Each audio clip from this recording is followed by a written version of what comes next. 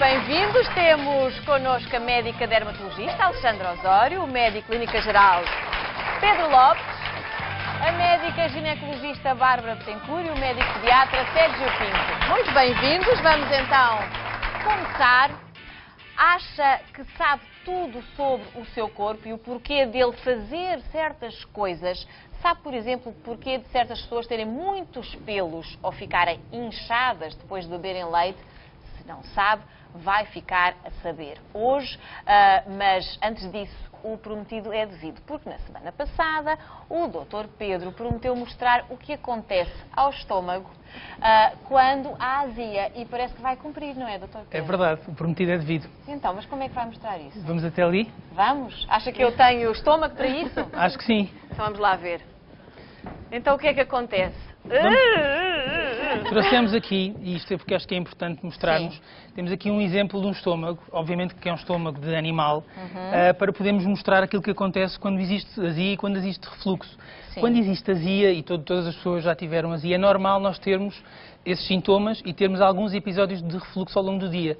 Todas as pessoas têm cerca de 40 episódios por dia. 40 episódios? 40 episódios. O que é suposto acontecer é o nosso organismo ter mecanismos de proteção suficientemente apurados para conseguir limpar as partículas de ácido que vão refluindo.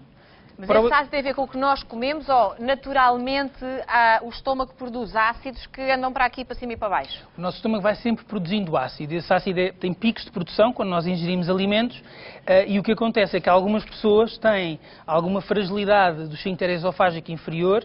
Eu vou aqui mostrar, portanto, temos aqui este bocadinho é a traqueia, temos aqui o esófago, temos aqui o estômago. Sim. E nesta junção entre o esófago e o estômago, a parede muscular é mais reforçada. Isto funciona como um esfíncter, ou seja, o esófago dilata-se para permitir a passagem dos alimentos, os alimentos chegam até ao estômago e o ácido que é produzido no estômago vai fazer a digestão química dos alimentos que lá estão, juntamente com os movimentos que fazem a digestão mecânica.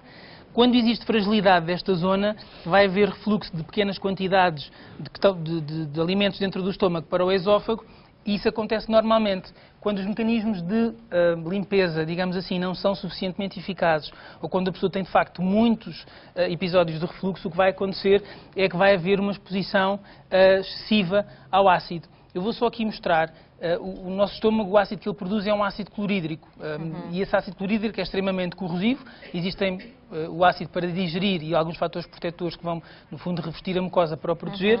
O que acontece normalmente, eu vou aqui aspirar vai introduzir aí ácido clorídrico para simular aquilo que acontece connosco, não é? Exatamente. Numa situação normal, o que acontece é haver contacto com um bocadinho de ácido, o ácido reflui e a mucosa do estômago, o revestimento do estômago, fica aparentemente normal. Sim. E agora vamos fazer, eu vou deixar aqui exposto ao ar, vamos aqui pôr um bocadinho mais abaixo uma quantidade.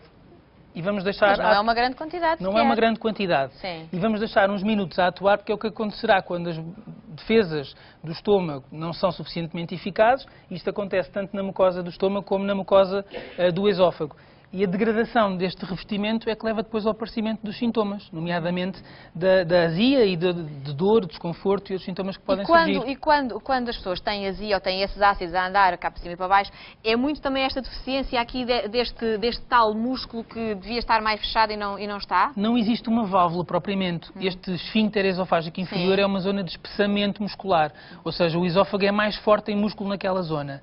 E como ele normalmente está contraído, quando existe uma fragilidade desse músculo, ele fica mais laxo e permite que as partículas de ácido passem do estômago para o esófago. E, portanto, este revestimento que habitualmente não está exposto ao ácido, fica exposto e vai acontecer o mesmo que vai acontecer àquele bocadinho de estômago. Vamos deixar aqui este estômago, enfim, a criar azia. Exatamente. Não é? Não o tapamos? Fica assim? Deixamos assim. Deixamos? Deixamos. Portanto, vai mesmo acontecer Vai qualquer mesmo coisa. acontecer qualquer coisa. Então vamos voltar aqui para a nossa conversa, para a nossa bancada e esperar pelo resultado daquele estômago, se vai ou não ficar com azia. Enquanto esperamos que o ácido faça efeito, vamos falar sobre outro assunto que pode ser tão aborrecido quanto ter azia. Sabia que há pessoas que, por mais banhos que tomem, têm sempre um cheiro característico que pode ser desagradável e às vezes até assemelhar-se ao cheiro dos próprios pais. Será que há algum fator genético relacionado com este cheiro corporal? Pode ser assim, Dr. Sérgio? Bem, antes de mais, antes de falarmos dos aspectos genéticos, que há doenças que de facto podem fazer com que o indivíduo tenha um mau odor e que isso seja transmitido geneticamente, temos de falar do mau odor por questões de higiene. E de facto, isso é o que é mais frequente. Sobretudo mesmo, na adolescência, não é? Mesmo a idade pediátrica, sobretudo na adolescência. E sobretudo os rapazes? Não. Diga-me que sim. Talvez. Mas portanto, é uma queixa frequente nas consultas de pediatria, sobretudo dos pais queixam-se, e de facto nesta idade, por questões comportamentais, porque é uma idade em que o indivíduo já tenta se impor, mostrar a sua personalidade, quer por fatores fisiológicos, porque há alterações hormonais que podem condicionar um cheiro mais intenso. Portanto, o descuido em algumas manobras de higiene pode levar a de facto que exista mau hálito, a litose, que exista um cheiro desagradável na região dos sovacos, axilar ou mesmo dos pés. Portanto, é relativamente frequente esta queixa. Mas aqui não estamos a falar de doença, estamos a falar de uma situação que se relaciona, que faz parte da adolescência, com não é? Cuidados que se devem ter em termos de higiene. Agora, quando há miúdos e jovens que têm mesmo o odor e depois que isso se prolonga pela idade adulta? Há algumas doenças, felizmente não são muito frequentes, que se relacionam com o mau odor. Há uma doença que resulta da acumulação no organismo de uma substância que se chama trimetilamina, que se acumula no organismo e pode dar um mau cheiro característico a peixe podre. Portanto, há pessoas que podem mesmo cheirar a peixe podre. Portanto, o que acontece é que quando há ingestão de determinados alimentos, estas pessoas têm uma enzima que não funciona muito bem no seu fígado, que é responsável no indivíduo normal pela neutralização de algumas substâncias, neste caso deste composto que eu vos falei, e como não há a neutralização deste composto, acumula-se no organismo, no sangue, em todos os fluidos, dando na saliva, dando uma litose, mau hálito, no suor, na urina e tem este cheiro característico a peixe podre. É o designado síndrome de odor a peixe ou então trimetilaminúria, que é a excreção aumentada desta substância na urina. Agora, o que é que se pode fazer para evitar isso? Porque eu imagino que o banho não resulta, pôr determinados cremes também não leva a lado nenhum. Enfim, se calhar muito perfume também não mascara esse cheiro. Há procedimentos para que estas pessoas tenham, porque socialmente, do ponto de vista social, é muito complicado as pessoas sentirem-se a cheirar mal, não querem conviver com os outros, não é? Exatamente, até em questões para arranjar um companheiro torna-se difícil não se cheirar muito bem, não é? Uma miúda que hoje queira ir ao Justin Bieber. Exato. Se vai ao pé dele e tem esse cheiro, o Justin Bieber não lhe liga nenhum, não é? É o assunto do dia, é o Justin Bieber. Nesse caso, o que é que deve fazer? Nestas situações, os indivíduos devem fazer uma dieta pobre em alimentos que são ricos neste composto. Se fizer uma dieta em que não façam peixe cru, nomeadamente salmão. Portanto, sushi nem pensar. Não, nem pensar. Quer dizer, podem fazê-lo, mas moderadamente. Não arranjam mas já sabem que vão para casa assim. Algumas leguminosas como a ervilha, os ovos, nomeadamente a gema e o fígado ou outras miudezas têm precursores deste composto, são muito ricos em colina, em carnitina, que depois no organismo é degradado e forma esse tal composto que tem um cheiro a peixe podre. E como o organismo não se consegue libertar dele, portanto, acumula-se no organismo e dá este mau cheiro típico. Portanto, o que os indígenas têm de fazer é a restrição deste tipo de alimentos. E podem mesmo evitar cheirar mal? Portanto, se fizer uma dieta regrada, podem enfim, moderar esse cheiro e isso, obviamente, estamos aqui a brincar um bocadinho, mas deve ser acaba por condicionar muitas as pessoas que têm este problema. Mas, de qualquer forma, é uma doença muito rara, muito mais frequente. São outras situações em que, de facto, o cheiro também nos pode ajudar a fazer alguns diagnósticos. Temos aqui alguns exemplos na bancada. Por exemplo, temos aqui a cetona, que as senhoras usam para tirar o verniz das unhas, que é um cheiro que é muito característico de uma doença, uma descompensação de uma diabetes, a cetoacidose diabética. temos aqui um frasco de urina, Sim. Que é, determinadas situações, nomeadamente insuficiências renais, pode haver acumulação de alguns produtos azotados que não são libertados pela insuficiência renal e cheirar a urina. Portanto, é um cheiro também característico. Portanto, o que tem um cheiro característico é a própria urina da pessoa. Isso pode dar... É a urina e o hálito, como a acumulação de produtos tóxicos no organismo, nomeadamente ureia, os indivíduos podem cheirar... Conforme o tipo de cheiro, pode-nos dar alguns elementos sobre pistas, uma patologia qualquer. Portanto, é preciso ter atenção a isso, não é? Exatamente. Tal como algumas doenças, por exemplo, da tiroide, em que há um certo aceleramento do metabolismo, como no hipertiroidismo, pode haver uma hipersudorese mais frequente, portanto, as pessoas suam mais e pode haver um cheiro mais intenso. Está aqui a cebola só para ilustrar isso isto. Mesmo. Grande cebola. Também, o cheiro a ovo podre também está descrito, por exemplo, em doenças hepáticas, em insuficiências hepáticas. É muito importante em relação, nomeadamente, já que falamos na área pediátrica, em relação às crianças, aos adolescentes, se tiverem um odor característico, não passar a vida a esfregá-los e dar-lhes banho, mas tentar perceber que tipo de cheiro é, ir a um especialista, porque esse odor pode corresponder a uma outra patologia qualquer e é preciso estar atento a esses sinais. Muito obrigada e agora vamos ver como é que ficou o nosso estômago. Mostre-me lá. Aqui já dá para começar a perceber algumas diferenças. Sim. Enquanto que nesta zona aqui de cima o aspecto continua o mesmo, aqui embaixo esta mucosa começou a ficar mais esbranquiçada, com um aspecto que está a ser corroída pelo próprio ácido. E é isso que acontece. Portanto, quando existe o tal refluxo de conteúdo ácido do estômago para o esófago, quando os fatores de proteção não são suficientes, o que vai acontecer é que estas células vão estar expostas a esta acidez excessiva e vão acabar por ser destruídas.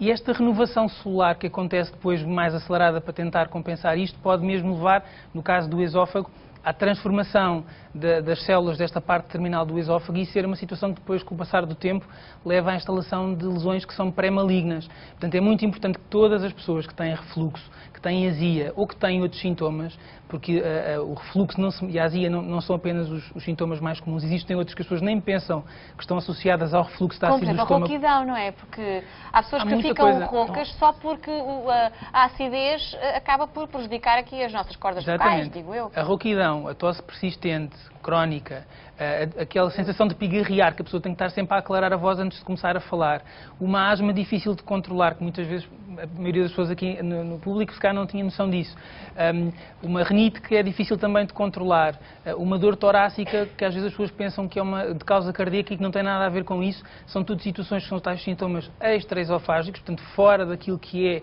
a lesão do próprio esófago e do próprio estômago. Portanto, tem tudo a ver aqui com a nossa acidez do estômago. Muito rapidamente, Dr. Sérgio. Já agora deixe-me dizer também que em termos de idade também é uma patologia que é relativamente frequente em pediatria. A azia. E, estendendo um bocadinho aquilo que o Pedro está a dizer, um equivalente convulsivo, um episódio de convulsão pode, num recém-nascido, num lactente, ser uma manifestação do refluxo. A sério? Uma criança que começa a ter uma convulsão Sim, pode ser... um equivalente convulsivo, portanto pode entrar na marcha É uma coisa que deixa uma mãe assustadíssima.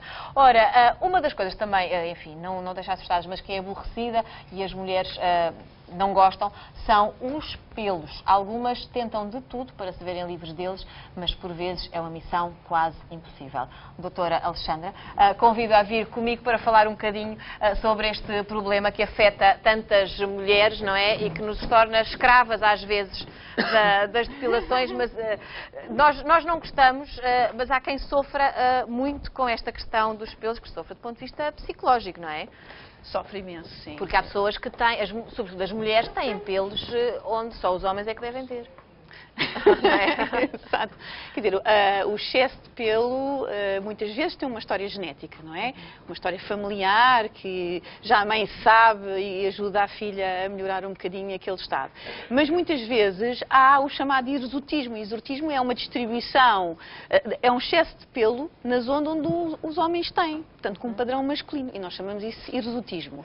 O hirsutismo muitas vezes está associado a uma alteração, uma disfunção hormonal, portanto, uma má funcionamento das hormonas, pode ser devido a, por exemplo, um aumento da testosterona, uma jovem ter um aumento da testosterona, ou ter a presença de ovários poliquísticos, que são ovários com muitos quistos, que dão alterações hormonais e, portanto, ficamos um bocadinho mais... São aspectos aparentemente estéticos, mas que dão sinais de coisas um bocadinho mais complicadas no nosso organismo. Mas há raparigas e mulheres que chegam ao ponto de fazer a barba, em desespero, porque têm muitos pelos na cara, não é? Exatamente. Se fazem às vezes com gilete, não é? A primeira coisa que elas pensam é fazer gilete. O desespero de chegar ao espelho de manhã e verem pelos que não conseguem controlar. Portanto, a gilete é muito mais. Mas eu recomendo que não usem gilete, pelo menos na cara, não é? Há outras soluções que se podem utilizar. Em primeira linha podemos usar.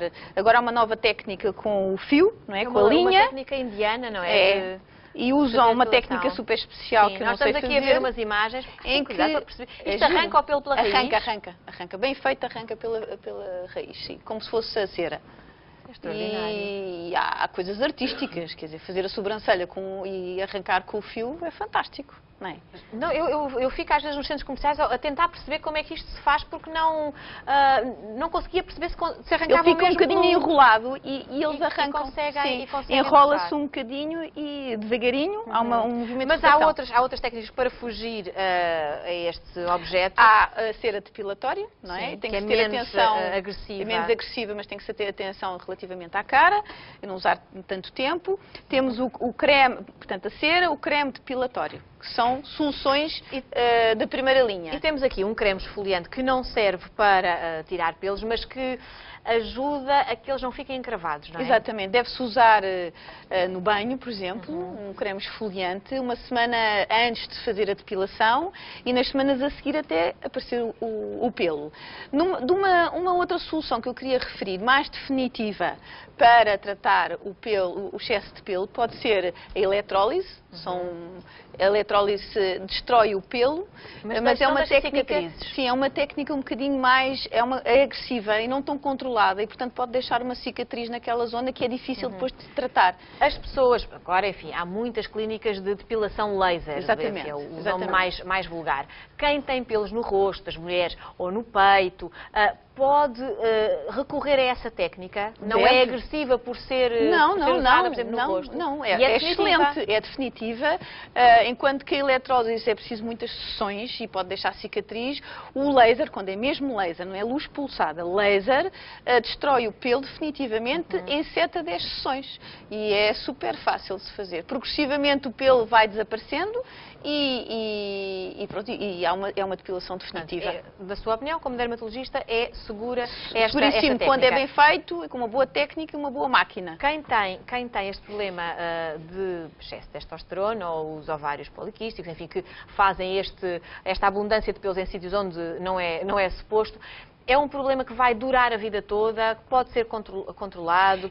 A abordagem é o seguinte, portanto, a pessoa tem o hirsutismo, o excesso de pelo, é investigado do ponto de vista hormonal, a doença tem que ser controlada hormonalmente e depois nós usamos estas técnicas acessórias para ajudar a destruir aquele pelo que apareceu. Muito bem. Estamos então esclarecidas, portanto, há solução, realmente há técnicas que evoluem e que acabam por ser bons aliados para pessoas que acabam também por se isolar um bocadinho. Claro. Uma mulher bonita ou menos bonita, mas que com pelos na cara, com certeza que vive com esse complexo e hoje em dia já há uma série de técnicas. O laser bastam 7, 10 sessões, não é? 7, 10 sessões definitivamente e é um resultado fantástico e melhoramos um bocadinho a autoestima. Dermatologista, é isso mesmo, recupera a autoestima. Vamos voltar à nossa bancada.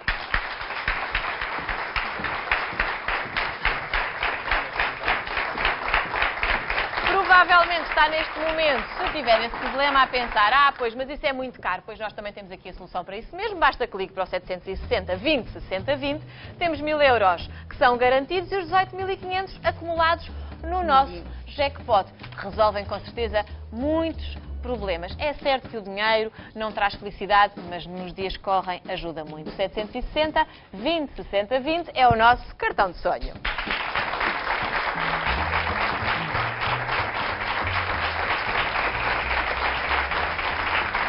Sabia que se estima que 450 milhões de pessoas sejam infectadas por doenças sexualmente transmissíveis todos os anos? Doutora Bárbara, passo-lhe a palavra sobre este assunto. É verdade, é um assunto muito importante, muito delicado e apesar de haver muita informação, calcula-se que o número de novas infecções anuais seja sempre enorme. Nos Estados Unidos é cerca de 20 milhões por ano. Portanto, é um assunto que, apesar de muita informação, acaba por... Que informação é que ainda não está a chegar às pessoas? Eu penso que muitas vezes as pessoas pensam Ou que as pessoas ignoram. Pois, ou às vezes, sim, talvez, às vezes acaba por ser uma informação errada também, muitas vezes. A pessoa julga que a transmissão sexual e estas doenças, também muitas vezes chamadas de infecções, porque não é obrigatório ser uma doença, implicam sempre uma penetração sexual. E não é verdade, muitas vezes basta um contacto íntimo para ser suficiente para haver esta transmissão. E ainda há outro assunto que ainda as pessoas, daí muitas vezes não haver grupos de risco, mas sim comportamentos de risco, muitas vezes não há, a pessoa não tem sintomas, portanto, quem pode estar a transmitir a doença não tem escrito, nem não tem nenhuma manifestação e, portanto, um bocadinho considerando que não é só o exterior que conta, a pessoa acaba por estar infectada sem saber que, sem ter portanto, essa manifestação. o HPV, por exemplo, que é o papilomavírus humano, que pode causar um cancro do colo do útero, pode ser muito silencioso. Se as pessoas não fizerem nenhum tipo, as mulheres não fizerem nenhum tipo de rastreio, ele evolui para algo muito mais complicado. Exatamente. O HPV, mas atenção, é importante ter presente que há vários tipos de HPV, portanto, papilomas do vírus papiloma humano. Há vários tipos. Há muitos deles, por exemplo, que são responsáveis pelas nossas verrugas, que são denominadas, assim, mais corriqueiramente como verrugas, que não sei se está a imagem que aparece. E aí sim, essas são, o HPV é diferente daquele HPV genital. O HPV genital são outros subtipos e assim está associado e não é só ao cancro do colo do útero, atenção, com o cancro do ânus, cancro da vulva, da vagina e agora também esses denominados também da orofaringe, portanto o cancro também da garganta, também são os mesmos vírus. Homens como mulheres podem ser afetados por este vírus? Tanto homens Fala-se muito como das raparigas jovens que devem fazer a vacinação para evitar este tipo de vírus, mas a população masculina também pode estar sujeita a uma infecção deste género. É assim, o HPV é um vírus de grande transmissão. Calcula-se que cerca de 80% das pessoas, adultos, acaba por ter, ao longo da sua vida, contacto com o HPV. Só que a maior parte destas situações acaba por ser uma infecção autolimitada e transitória. Normalmente, ao fim de 2 anos, esta infecção está eliminada. Fica apenas um pequeno grupo cuja, ou pela agressividade, ou por não ser tão imunocompetente, não consegue eliminar esse vírus.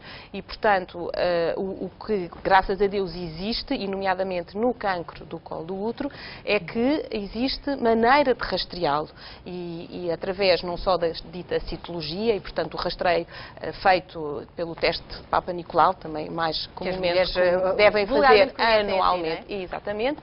E depois existe a vacinação. E esta vacinação, de facto, foi assim é dos poucos cancros em Portugal, é dos poucos cancros conhecidos que tem uma causa que é conhecida. Nós sabemos que 99,7% dos cancros do colo do útero estão associados ao vírus. Portanto, quem dera que em todos os outros cancros do corpo nós conseguíssemos saber a causa. Portanto, a vacina teve um papel importantíssimo e desde 2008 que está no Plano Nacional de Vacinação para as adolescentes a partir dos 13 anos. Mas está no Plano Nacional de Vacinação para as adolescentes, mas para as raparigas, mas mulheres mais velhas também podem tomar a vacina se quiserem. Eu acho que há 3 grandes dados novos em relação à vacina do HPV e eu acho que isso é extremamente importante. Uma delas é que não é só até aos 26 e a maioria das doentes reteve esta informação que é até aos 26 e não é.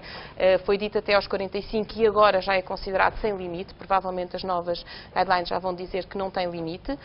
A outra é a vacinação nos homens e, portanto, nos rapazes é a mesma coisa. Por exemplo, no Canadá e na Austrália já se vacina junto com as raparigas no Plano Nacional de Vacinação, os rapazes também, e os homens também têm até aos 26, mais ainda acima dos 26, aqueles com comportamento homossexual, são aqueles que também podem ser vacinados. E o terceiro aspecto que eu acho que é importantíssimo é que mesmo as doentes que já têm, sabem que têm HPV ou que inclusive foram tratamentos pelo HPV, também têm indicação para fazer esse tratamento, porque parece que potencia as defesas ou então impede uma nova infecção. São boas notícias. São ótimas notícias. Portanto, basta estar atentos e é uma forma de evitar uma doença fatal como o cancro do colo do útero. O próximo tópico de conversa poderá interessar a muitas pessoas. Estamos constantemente a ouvir dizer que é muito importante bebermos leite. Mas o certo é que também ouvimos muita gente a dizer que fica inchada e com gases após a ingestão. Sabem o que é que isso pode significar? Dr. Pedro? convido a vir comigo até ali a uma outra bancada para me explicar exatamente os malefícios do leite para algumas pessoas, não é? Vamos aqui para os plasmas, vamos lá sentar-nos aqui a conversar um bocadinho sobre esse assunto. Eu, por exemplo, vou dar o meu exemplo, eu deixei de beber leite. Ficava muito mal disposta e adeus leite. E não sinto grande falta. Exatamente. Mas o leite faz bem à saúde. Faz bem à saúde e é uma importante fonte de cálcio e é muito importante que as pessoas nunca se esqueçam disso. No entanto, cerca de 70% da população adulta tem aquilo que se diz que é a intolerância à lactose. Isto resulta do próprio envelhecimento, em que a pessoa perde a capacidade de digerir esta lactose, porque perde uma enzima que existe no nosso intestino, que é a lactase, ou vai perdendo a quantidade suficiente para poder digerir adequadamente a lactose, ou então na sequência de alguma situação de doença. Pode acontecer no contexto, por exemplo, a seguir uma gastroenterite, em pessoas que têm doenças, outro tipo de doenças imunológicas. Quando diz uma gastroenterite, uma intoxicação alimentar, pode mudar o funcionamento do nosso organismo ao ponto de ficarmos com essa intolerância à lactose? Pode. Há muitos quadros na área da gastroenterologia que são subsequentes a quadros infecciosos, como é o caso das gastroenterites. Seja a intolerância à lactose, em que se perde esta lactase e depois o organismo não é capaz de reparar, quer noutras situações, como o síndrome de intestino irritável e outras doenças da área da gastroenterologia. Mas, de facto, esta enzima é fundamental para que a pessoa consiga digerir. É importante que a pessoa perceba também que existe uma quantidade mínima. Portanto, há muitos alimentos que nós não temos a noção, mas têm pequenos vestígios de lactose e isso não nos torna... Como, por exemplo? Muitos alimentos que são produtos transformados contêm vestígios de lactose. E, portanto, quando são ingeridos, se a quantidade de lactose que está contida for pequena, a pessoa não tem muitos sintomas. Senão vai ter aquela sensação de dor abdominal, de distensão abdominal, de flatulência, que são os tais gases, que pode mesmo acompanhar-se por alterações do trânsito intestinal, nomeadamente a diarreia, ou a ter náuseas ou vômitos. Portanto, há um conjunto de sintomas que podem surgir e que resultam da incapacidade de digerir essa substância que está contida no leite. Mas também, voltamos à ideia dos sinais, as pessoas que começam a ter essa intolerância à lactose, isso pode dar o sinal para outro tipo de doenças, por exemplo, a doença de Crohn, não é? Ou doença celíaca. As pessoas também têm intolerância ao leite, normal? Muitas vezes a intolerância à lactose surge no contexto dessas doenças. A doença celíaca, em que as pessoas têm intolerância ao glúten, ou a doença de Crohn, que é uma doença inflamatória do intestino, podem associar-se, lá está, porque como há uma inflamação crónica do intestino, o intestino perde a tal lactase, que é a máquina que é precisa para digerir a lactose. E, portanto, é na sequência disso que a pessoa desenvolve a intolerância. Portanto, a intolerância não é a causa nem da doença de Crohn, nem da doença celíaca, pode ser uma consequência desses quadros que estejam subjacentes. E é preciso investigar, fazer muitos exames para se chegar a uma conclusão sobre a intolerância à lactose, se é o tal envelhecimento do organismo, se é por causa de uma gastroenterite, ou se há aqui uma coisa mais complicada. É uma panóplia de exames que temos que fazer, ou não? Não, é relativamente simples. O primeiro exame passa pela própria história clínica do doente. Se o doente tem sintomas associados à ingestão de produtos que são ricos em lactose, de facto, pode ser aí a pista mais que suficiente para que isso aconteça. Então vamos aos alimentos, vamos aqui espreitar o que é que tem esta nossa mesa. Vá ali para aquele lado, Dr. Pedro, e diga-me lá aqui o que é que podemos ou não comer, ou então devemos compensar por causa da falta de leite. O leite é uma fonte importante de cálcio, mas, no entanto, há outros alimentos, até derivados do leite, que têm menor quantidade de lactose e que muitas pessoas que são intolerantes ao leite, tal como o conhecemos, se ingerem iogurte ou se ingerem queijo, e temos aqui dois exemplos, são alimentos igualmente ricos em cálcio, mas como têm uma menor quantidade de lactose, não têm a quantidade suficiente para que se desencadeiem os sintomas. Se eu comer um iogurte, é o equivalente a beber um copo de leite?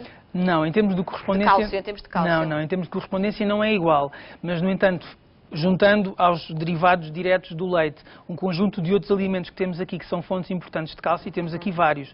Temos, por exemplo, os brócolos, os espinafres, os agriões, o salmão, o feijão, as amêndoas. Portanto, temos um conjunto de alimentos, as nozes.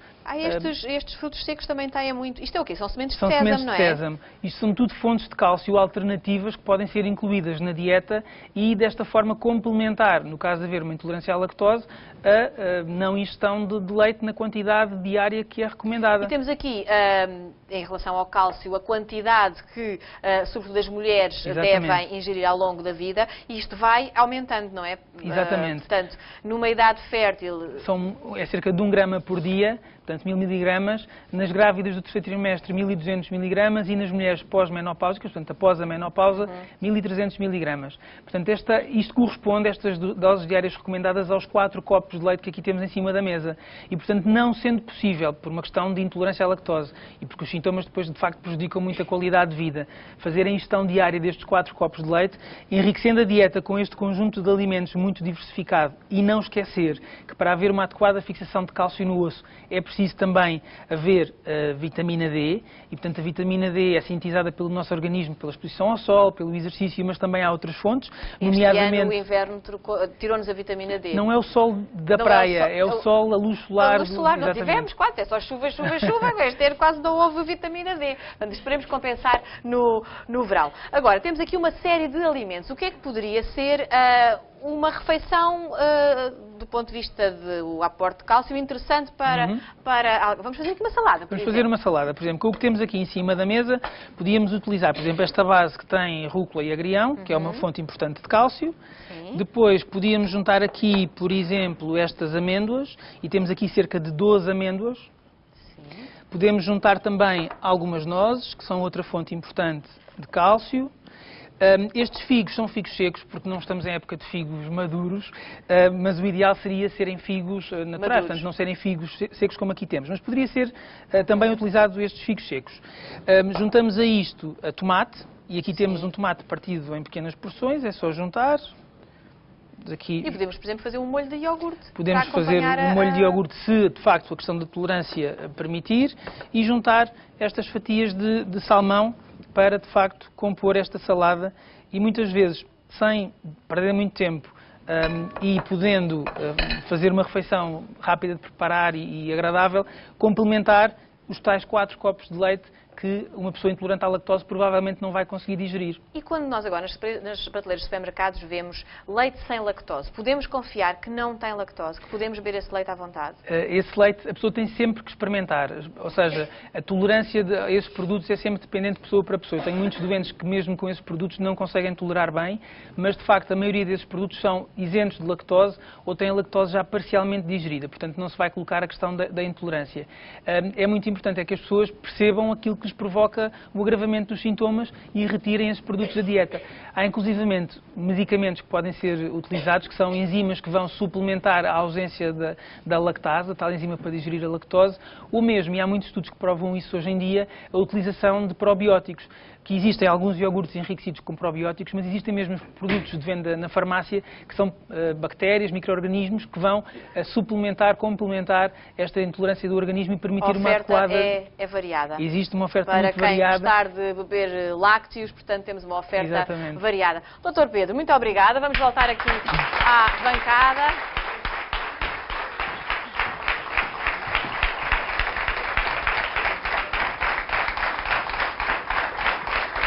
Não deve haver uma única pessoa que não tenha em alguma parte do seu corpo um sinal de pele, mas há quem os tenha em demasia, obviamente, e que gostasse de ser livre deles. É assim, não é, doutora Alexandra? É verdade. Nós temos muito medo dos sinais agora. Temos imenso. Imenso por causa das radiações solares também, não é? Tão diferentes. Mas, sobretudo, nós temos sinais no corpo devido à nossa parte genética, portanto, herdamos geneticamente a informação que vamos ter poucos, médios ou muitos sinais no nosso corpo, em todo o nosso corpo. A outra causa de excesso de sinais pode ser também a gravidez. A gravidez, com os fatores de crescimento, faz crescer imensos os sinais e aparecem novos sinais. E a exposição solar, que é uma das causas de estimulação da pele e aparece cada vez mais sinais. Os sinais podem vir desde a nascença, portanto a criança pode nascer já com um sinal, que é um sinal congénito, e ir aparecendo ao longo da vida, mais ou menos até aos 40, os sinais. E pode aparecer em qualquer zona do corpo. Mas, quando aparece um sinal, debaixo do pé ou na mão, esses sinais são um sinal de alarme. São um sinal de alarme porque nós temos dificuldade em os controlar, de os ver quando é que eles estão a virar ou se tornam-se malignos. Porque ao longo da nossa vida, a maior parte dos sinais mantêm-se benignos se não apanharmos muito sol. Mas eu o que recomendo é que todos os anos, antes da exposição solar, devemos fazer um check-up de sinais. Os sinais podem ser lisos, podem ser rugosos, podem ser salientes ou podem ser planos, podem ter cores diferentes. Os sinais de alarme é o aumento do seu tamanho, da sua cor, a presença ou não de, nós chamamos de prurida, é o tal comichão, ou podem sangrar. Se houver essas situações, deve-se dirigir a um dermatologista que tem mais treino para averiguar e para termos a certeza que o sinal é benigno e que não é uma situação pré-maligna ou maligna. Mas há pouco disse-me que os sinais podem aparecer até aos 40 anos e sinais que aparecem depois dos 40 anos são alarmes?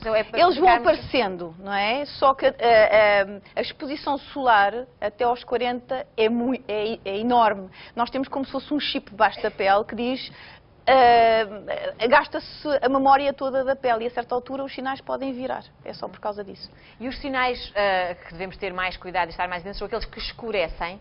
São aqueles que aumentam de quase a cor da pele, também pode ser perigoso. Também pode ser perigoso. É assim, geralmente o que nós dizemos é o aumento do tamanho e a alteração da cor. Ou seja, imagine um sinal da cor da pele, aumenta de tamanho, tem que ir ao dermatologista. Um sinal da cor da pele e que aparece uma pintinha castanha, tem que ir ao dermatologista. Isto é tudo sinal de alarme, para se confirmar. Porque hoje em dia existe uma técnica chamada dermatoscopia. Usa-se um dermatoscópio e este aparelhinho tem uma luz especial que nos permite mergulhar dentro da pele e permitir ver o tipo de padrão de pigmento que existe e nós conseguimos... É isto que consegue ver com esse aparelho, exatamente, não é? Exatamente. E conseguimos ver o tipo de padrão, se há uma alteração ou não, o que nos permite fazer um diagnóstico muito mais precoce e percebermos que aquele sinal está a virar, portanto, está numa situação pré-maligna ainda. Por isso que nós conseguimos curar muita gente que poderá evoluir, se não fizer o check-up, para uma situação fatal, um melanoma cuja espessura pequenina é fatal. Tem aí uma senhora que tem uns sinais na cara que de certeza que não queria ficar com esses sinais para sempre no rosto, não é? Exato, exato. Bom, a abordagem é fácil tirar estes sinais. Eu recomendo não fazerem em casa aquilo que eu vou mostrar agora. Portanto, se for um sinal pequenino, pega-se no bisturi e arranca-se, faz-se assim, passa-se na base do sinal. É com anestesia, não é? Tem que se fazer anestesia, material esterilizado. Estou muito alarmada, foi. Desculpa. Não, ainda não tiramos a dentada, não é? Mas pronto, é o que eu digo aos meus doentes, que eu digo, anestesia, sim, ainda não tirar a dentada, qualquer dia. Não, mas os sinais pequeninos, depois de uma anestesia local, podemos tirar com várias técnicas, ou fazemos um shaving, sim, ou então um sinal maior, nós fazemos um desenho segundo as linhas da face. Esta senhora, juntando com o teu mau odor, não tinha encontro de certeza. Fazemos a excisão do sinal e depois juntamos os bordes com uma sutura por baixo da pele, de modo a que fique um risquinho e que não deixe marca. E fica como se fosse, eventualmente pode parecer uma ruguinha, não é? Uhum. Mas isto bem feito não deixa marca nenhuma. A outra hipótese, por exemplo, num sinal mais pequenino, além de fazer o tal shaving, é pegar num laser CO2 e fazer a evaporação do próprio sinal, cuidadosamente, para não deixar cicatriz nenhuma.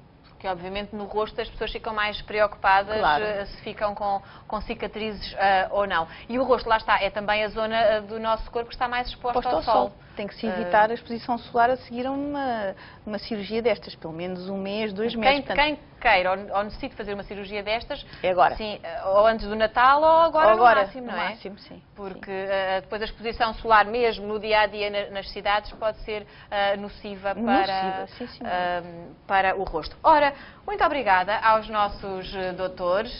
Por hoje é tudo. Temos de nos despedir dos nossos médicos especialistas, mas já sabe que eles estão disponíveis para responder às suas perguntas. Basta que nos envie as suas questões por escrito ou gravadas em vídeo para osdoutores@sic.pt. Na próxima semana, os doutores do Boa Tarde estão de volta com mais dicas para si. Um aplauso para eles.